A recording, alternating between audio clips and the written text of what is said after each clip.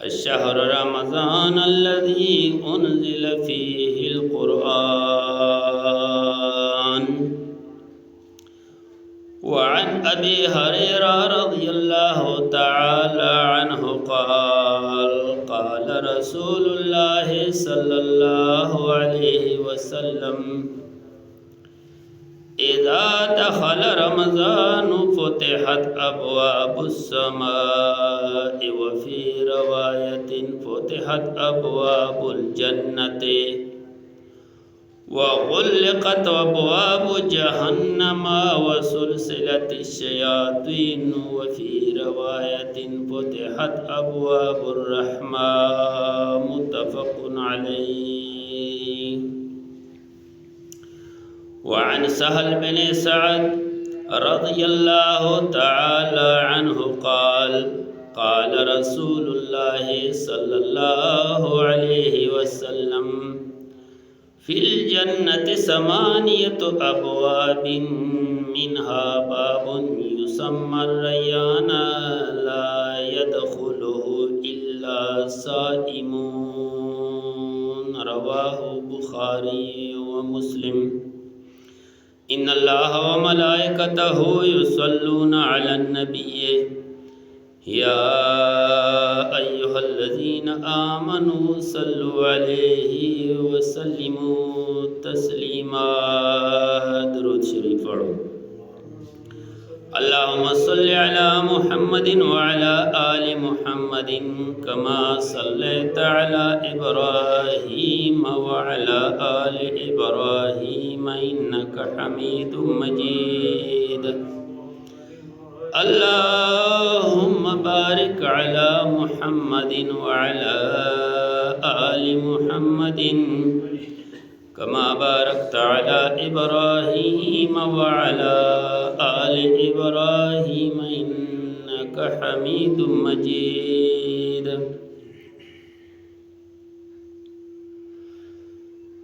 حضرات، پہلا جمعہ اس موضوع پر بیان ہو گیا: یا ایھا الذین آمنوا اتقوا اللہ، اور کتب علیکم الصیام کما کتب علی الذین من قبلکم لعلکم تتقون. یعنی موضوع یہی موضوع تھا، صرف فرق یہ ہے کہ پہلے جمعے بیان ہو گیا کہ روزے صرف امت محمدیہ پر فرض نہیں ہے، بلکہ اس سے پہلے امتوں پر بھی فرض تھی. آج کا عنوان ہے روزے کے فضائل اور مسائل. تو جس طرح میں نے حدیث پیش کیا، یہ حدیث ہے حضرت ابو ہریرہ رضی اللہ تعالی عنہ راوی ہے کہ قال رسول اللہ صلی اللہ علیہ وسلم، رسول اللہ صلی اللہ علیہ وسلم نے فرمایا ہے: اذا دخل رمضان فتحت ابواب السماء، جب رمضان داخل ہو جاتا ہے تو آسمان کے دروازے جو ہے نا یہ کھل جاتی ہے. اور ایک روایت میں ہے کہ فتحت ابواب الجنت، جنت کے دروازے کھل جاتی ہے. وغلقت ابواب جہنم، اور جہنم کے دروازے بند ہو جاتی ہیں. وسلسلت الشیاطین، اور شیطان جو ہے نا یہ زنجیروں میں باندھ کر کے جکڑ کر کے یہ جزیروں میں قید کی جاتی ہے. اور ایک روایت میں یہ بھی ہے کہ فتحت ابواب الرحمہ، رحمت کے دروازے کھل جاتی ہیں.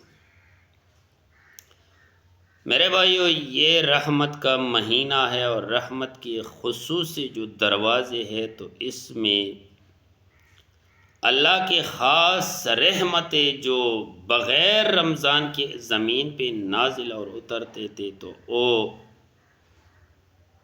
دروازے خاص دروازے رمضان کے لیے جو اللہ کریم نے مختص کی ہے وہ کھل جاتی ہے، اور انسانوں کے لیے مغفرت، بخشش اور رحمت کی بارشیں شروع ہو جاتی ہیں۔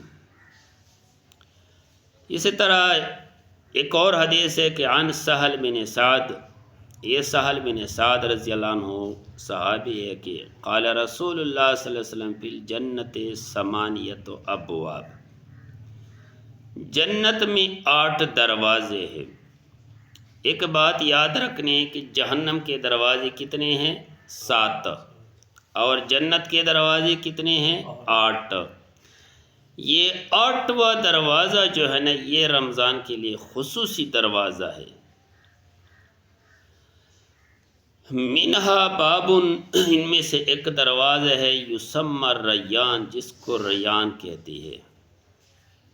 لا يدخلہ الا صائمون، اور یہ دروازہ روزہ داروں کے لیے، روزہ رکھنے والوں کے لیے جو ہے نا، یہ اللہ کریم کھول دیتے ہیں۔ یعنی صرف اور صرف روزے کا احترام، اور اللہ تعالیٰ کی نزدیکت اور قرب، اور اللہ تعالیٰ کی رضامندی اور اللہ تعالیٰ کی رحمت کی بارشیں، یہ بہت عظیم اکرام ہے رمضان کے لیے اور رمضان میں روزے رکھنے والوں کے لیے۔ میرے بھائیو، اللہ کریم کے ہاں جو چیز قیمتی ہے وہی چیز ہمارے ہاں بھی قیمتی ہونی چاہیے۔ اگر ہم اللہ تعالیٰ کی مخلوق اور محمد الرسول اللہ صلی اللہ علیہ وسلم کی امتی ہونے کے دعوے دار ہے، تو جس چیز کو اللہ اور اللہ کے رسول نے ترجیح دی ہے اس چیز کو ہمیں بھی چاہیے کہ ہم زیادہ سے زیادہ توجہ اور ترجیح دیں۔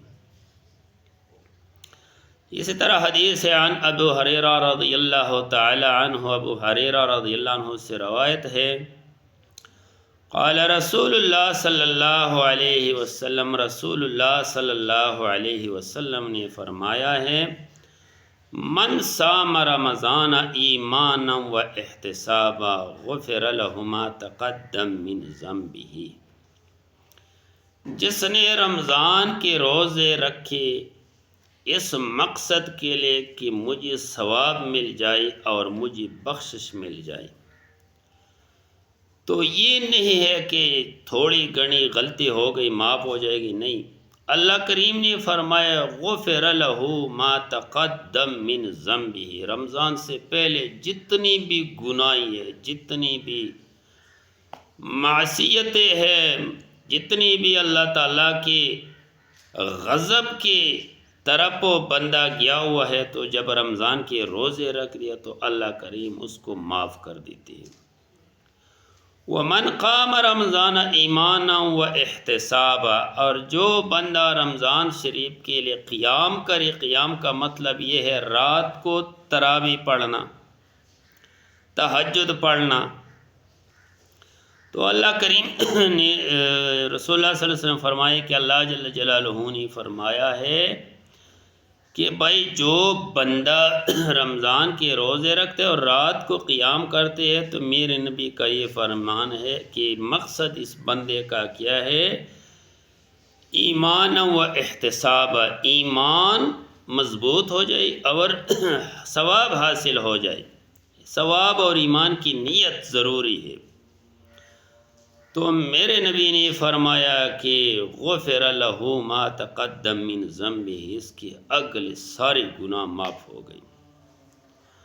اور ومن قام لیلۃ القدر ایمانا و احتساب، اور جو لیلۃ القدر کے رات کے لیے ایک بندے نے قیام کیا، غفر له ما تقدم من ذنبہ، تو اس کے لیے تمام گناہیں معاف ہو گئی۔ یہ امام بخاری اور امام مسلم کی حدیث ہے۔ میرے بھائیو، یہ اللہ تبارک و تعالی سے مانگنے کا، اللہ تبارک و تعالی کی مغفرت اور اللہ تبارک و تعالی کے غضب کو ٹھنڈا کرنے کا مہینہ ہے۔ جب کوئی بندہ غصے میں آ جائے تو اس کے سامنے دوسرا بندہ جو اس کو غصہ جو ہے نا، اس کے غصے کو ٹھنڈے کرنے کے لیے اس قسم کی چیزیں آگے پیش کرتے کہ اس بندے کا غصہ ختم ہو جائے۔ تو میرے بھائیو، رمضان ایسا وسیلہ ہے کہ اللہ تعالیٰ کے غصے اور غضب کو ٹھنڈا کر دیتی ہے۔ اسی طرح اسے صحابی سے روایت ہے، قال رسول اللہ صلی اللہ علیہ وسلم، رسول اللہ صلی اللہ علیہ وسلم نے فرمایا ہے، کل عمل ابن آدم یضاعف الحسنۃ بعشر امثالها الى 700 ضعف۔ انسان کے ہر عمل کا اللہ تبارک و تعالیٰ 10 گنا اور حتیٰ کہ 700 گنا اجر دیتا ہے اللہ تعالیٰ انسان کو ایک نیکی پر۔ جب کوئی مسلمان ایک نیکی کرے تو اللہ کریم ایک نیکی کو 10 دفعہ لکھتا ہے کہ اس بندے نے 10 نیکیاں کیا۔ اگر اس بندے میں اخلاص، شوق، ذوق، عاجزی، انکساری، خشوع، خضوع، تواضع زیادہ ہے تو اللہ تعالیٰ اس کو 700 گنا زیادہ اجر دیتا ہے۔